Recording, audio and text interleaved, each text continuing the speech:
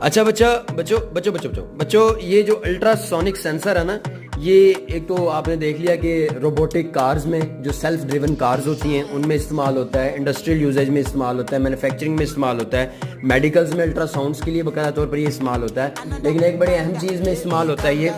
وہ جو ہے نا آرمی کے جو ریڈار سسٹمز ہوتے ہیں نا، اس میں بھی آپ یہی سمجھ لیں کہ یہی آپ کے جو سینسر ہے نا، الٹرا سونک سینسر، یہ کام کر رہے ہوتے ہیں. یہ دیکھ رہے ہیں آپ، اکثر آپ نے بڑے بڑے اینٹیناز لگے ہوئے دیکھے ہوں گے.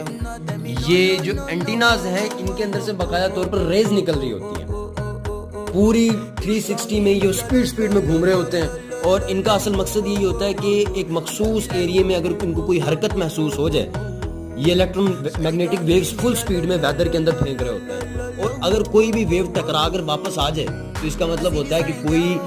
آبجیکٹ یہاں سے گزرا ہے، کوئی خاص قسم کا آبجیکٹ گزرا ہے، مطلب کوئی